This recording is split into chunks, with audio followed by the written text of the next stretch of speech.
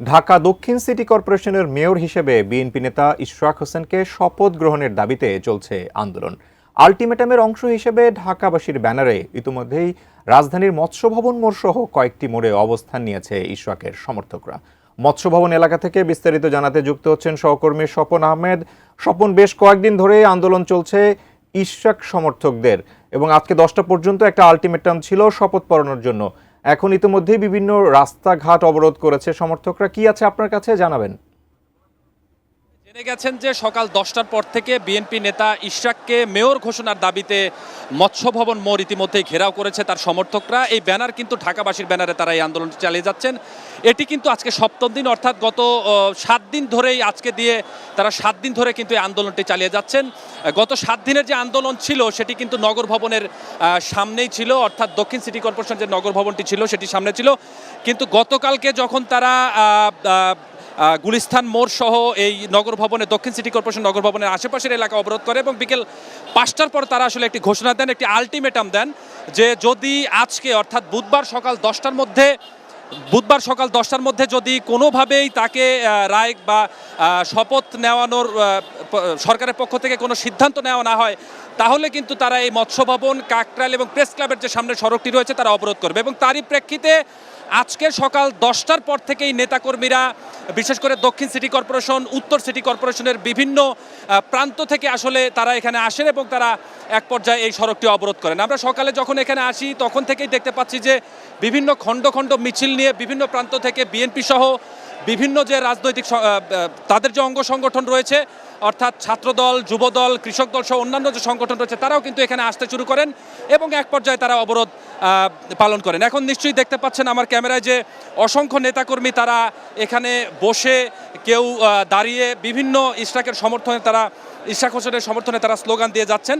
আমি যদি প্রেক্ষাপটটা কিছুটা বলে রাখি, আপনি জানেন যে গত কয়েকদিন আগে অর্থাৎ 17ই মার্চ হাইকোর্ট থেকে একটি রায় ঘোষণা করা হয় এবং যেটিতে ইশরাক হোসেনকে মেয়র হিসেবে শপথ করানোর যে প্রক্রিয়া সেটিতে রায় দেওয়া হয় এবং পরবর্তীতে নির্বাচন কমিশনের যে ট্রাইব্যুনাল রয়েছে সেখান থেকেও কিন্তু রায় দেওয়া হয়। কিন্তু বিপত্তি বাজে যখন আসলে এই যে তাকে শপথ করানোর ব্যাপারে একজন ব্যক্তি রিট করে হাইকোর্টে এবং তারপর থেকেই কিন্তু আসলে তার এই শপথ গ্রহণ সম্পন্ন হয়নি এবং এই যে রায়ের যে শুনানি রয়েছে সেটি কিন্তু গতকাল দিনভর হয়েছে। আমরা দেখেছি সকাল থেকেই হাইকোর্টে সেটির শুনানি চলছে, বিকেলেও সেটি শুনানি চলছে এবং আনুষ্ঠানিকভাবে গতকালকে হাইকোর্ট থেকে আজকে যে রায় প্রকাশ করা হবে সেটি দেওয়া হবে। এটির সময় নির্ধারণ করা হয়েছে দুপুর 12টায়। তবে এরই মধ্যে যেহেতু গতকালকেই তারা আলটিমেটাম দিয়েছিলেন, সেই আলটিমেটামের প্রেক্ষিতেই কিন্তু আজকে তারা এই অবরোধ পালন করছেন। তো আমরা দেখতে পাচ্ছি যে বিভিন্ন প্রান্ত থেকে, যেটি বলছিলাম যে নেতাকর্মীরা খণ্ড খণ্ড মিছিল নিয়ে অসংখ্য নেতাকর্মী তারা এই মৎস্য ভবনে উপস্থিত হন এবং এক পর্যায়ে ধীরে ধীরে কিন্তু 11টার পর থেকে আসলে এই যে মানুষের যে স্রোত সেটি কিন্তু শুধু মৎস্য ভবন এরিয়ায় নেই, সেটি চলে গেছে প্রেস ক্লাবের সামনে পর্যন্ত এবং কাকরাইলের যে মোড় রয়েছে অর্থাৎ মৎস্য ভবন থেকে কাকরাইল মোড় সেই পর্যন্ত আসলে চলে গেছে। পাশাপাশি যদি শাহবাগের দিকে বলতে হয় যে একদম ইঞ্জিনিয়ারিং ইনস্টিটিউশন যে রয়েছে তার সামনে পর্যন্ত কিন্তু মানুষের যে স্রোত সেটি আমরা লক্ষ্য করছি। পাশাপাশি বিভিন্নভাবে বসে, কেউ দাঁড়িয়ে আসলে বিভিন্ন খণ্ড খণ্ডভাবে তারা ইশরাক সমর্থনে স্লোগান দিয়ে যাচ্ছেন। তাদের একটাই দাবি যে এতদিন হয়ে গেল, হাইকোর্ট থেকে রায় হয়ে গেল, নির্বাচন কমিশন থেকে রায় হয়ে গেল, তারপরেও আসলে কেন সরকারের পক্ষ থেকে তাকে শপথ গ্রহণের পদক্ষেপ নেওয়া হচ্ছে না, এই অভিযোগ নেতাকর্মীদের পক্ষ থেকে রয়েছে।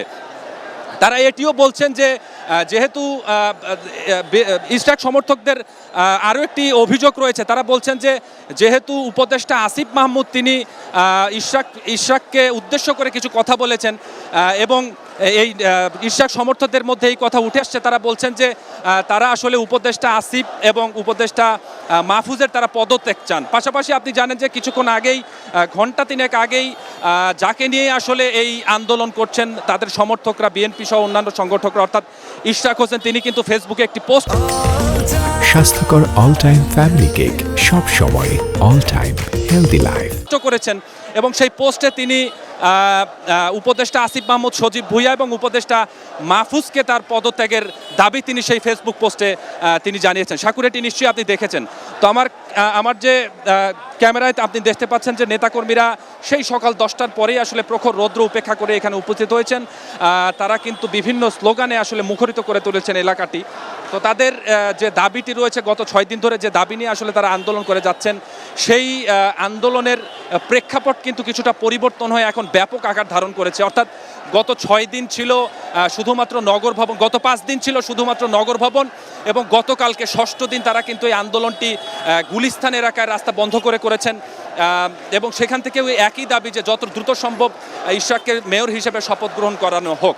তো সেই আন্দোলন কিন্তু গতকালকে বিকেল 5টার পর তারা একটি আনুষ্ঠানিকভাবে সংবাদ মাধ্যমে ব্রিফিং করেন, এবং ব্রিফিংয়ে তারা জানান যে যদি আজকে সকাল 10টার মধ্যে ইশরাককে শপথ গ্রহণের প্রক্রিয়া আসলে না করা হয়, তারা মৎস্য ভবন, কাকরাইল প্রেস ক্লাবের সামনে যে সড়কটি রয়েছে তারা সেটি অবরোধ করবেন, এবং নির্ধারিতভাবেই আসলে 10টার পর থেকেই তারা এটি অবরোধ করেন। সকাল থেকে আসলে বিভিন্ন প্রান্ত থেকে নেতাকর্মীরা খণ্ড খণ্ড মিছিল নিয়ে এখনও সেই নেতাকর্মীদের আসার যে প্রবণতা, অর্থাৎ মৎস্য ভবনকে ঘিরে যে আসার প্রবণতা, এই আন্দোলনে অংশ নেওয়ার যে প্রবণতা সেটি কিন্তু এখনও রয়েছে। এখনও আমরা দেখছি যে বিএনপি, তারপরে ছাত্রদল, বিশেষ করে যুবদল, স্বেচ্ছাসেবক দল সহ অন্যান্য যে অঙ্গ সংগঠন রয়েছে বিএনপির, তারা এখানে এসেছেন। আমি এতক্ষণ এক প্রান্তে আপনাদের দেখালাম, এখন আপনাদের দেখানোর চেষ্টা করছি। এটি হচ্ছে মৎস্য ভবন থেকে প্রেস ক্লাব, অর্থাৎ হাইকোর্টের সামনের যে সড়ক, সেই সড়কটি। এখানেও কিন্তু নেতাকর্মীরা বসে ইশরাক সমর্থনে তারা বিভিন্ন স্লোগান দিচ্ছেন। এখানে যেসব নেতাকর্মীরা উপস্থিত হয়েছেন তাদের একটাই দাবি যে ইশরাককে যে কোনো মূল্যে, যে কোনোভাবে আসলে, যেহেতু হাইকোর্ট থেকে রায় দেওয়া হয়ে গেছে, পাশাপাশি নির্বাচন কমিশন থেকে রায় দেওয়া হয়ে গেছে, তাহলে কেন তাকে শপথ দিতে এত বাধা দেওয়া হচ্ছে, এই বক্তব্য তারা কিন্তু এখানে যারা উপস্থিত হয়েছেন তারা কিন্তু বলছেন। তবে যেহেতু এই হাইকোর্টের রায়ের প্রেক্ষিতে একজন ব্যক্তি রিট করেন, তো গতকালকেই কিন্তু এটি রিটের শুনানির দিনব্যাপী হয়েছে, এবং আজকে আনুষ্ঠানিকভাবে সেটি রায় হওয়ার কথা রয়েছে দুপুর 12টায়। নেতাকর্মীরাও যেরকম অপেক্ষামান অবস্থান রয়েছেন, পাশাপাশি আমরাও যারা সংবাদ মাধ্যম কর্মী রয়েছি তারাও কিন্তু এখানে অপেক্ষামান অবস্থায় রয়েছি যে কখন আসলে রায় হবে এবং এই আন্দোলন আসলে কতটুকু পর্যায়ে যাবে। তো সব মিলিয়ে যখন আসলে আন্দোলন শুরু করা হয়, অর্থাৎ সড়কটি যখন বন্ধ করা হয়, তার পরপরই কিন্তু এই সড়কটিতে পুরোপুরি যান চলাচল একেবারে বন্ধ করে দেওয়া হয়। বন্ধ হওয়ার পরে কিন্তু যেহেতু 10টার দিকের ঘটনা, তো যারা অফিসগামী ছিলেন তারাও কিন্তু বেশ বিপদেই পড়েন, তাদেরকে হেঁটেই বিভিন্ন গন্তব্যে তাদের পৌঁছাতে হয়। তো সব মিলিয়ে এখানে অবস্থান জোরদার করেছেন ইশরাক সমর্থকরা। ধীরে ধীরে অন্যান্য প্রান্ত থেকে বিভিন্ন অঙ্গ সংগঠনের নেতাকর্মীরা তারা এখানে উপস্থিত হওয়ার প্রবণতা আরও বেশি হচ্ছে ধীরে ধীরে। তো শাকুর, এই ছিল আমার কাছে এখন পর্যন্ত মৎস্য ভবন এলাকা থেকে ইশরাক সমর্থকদের যে আন্দোলন, সে আন্দোলন নিয়ে সবশেষ অবস্থা।